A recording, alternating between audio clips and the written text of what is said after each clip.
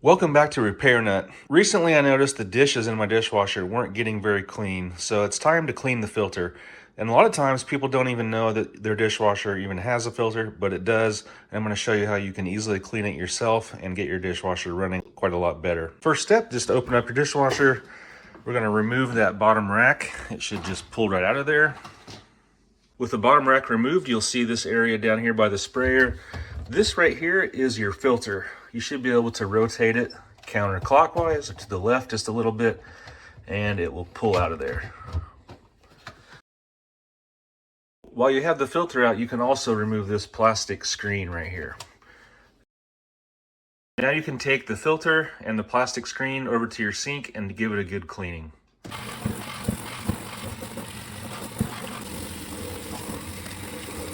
Once it's clean, it's time to reinstall it. The plastic screen just presses right back into place. Your filter goes right back into position.